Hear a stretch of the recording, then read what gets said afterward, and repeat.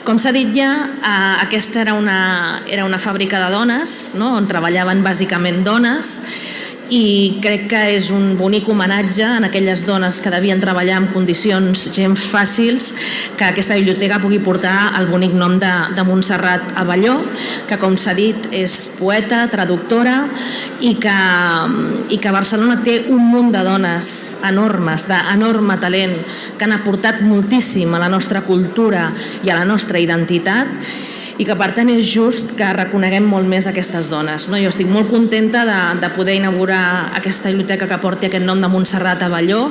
Crec que ens hem d'esforçar en general per recuperar molt més, perquè no està present en els carrers suficientment el nom de les dones de Barcelona, i les dones de Barcelona han fet aquesta ciutat, han fet també el millor d'aquesta ciutat i dels seus barris en tots els àmbits, no només en l'àmbit de la cultura, de la ciència, en el de la política.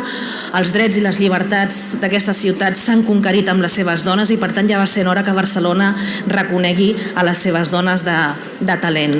A més, Montserrat Abelló, precisament, també de les coses molt boniques que té és que, a part del seu talent com a poeta, en la seva faceta de traductora va tenir també aquest activisme feminista de promoure el coneixement i l'accés a altres dones de talent. Així que tenim doble agraïment i reconeixement a fer-li. Jo, com a primera dona alcaldessa d'aquesta ciutat, per mi és una alegria triple poder estar avui aquí en aquest equipament tan fantàstic i amb aquest nom també que ens emociona poder posar. Així que felicitats i enhorabona a tots vosaltres. La millor inauguració d'un equipament tan bonic com aquest és fer-lo servir al màxim possible. Així que està a les vostres mans, i especialment a les nenes i als nens, agafeu aquest equipament, aquesta biblioteca, i fer-lo servir molt i traieu-li tot el partit possible. Moltes gràcies a tothom.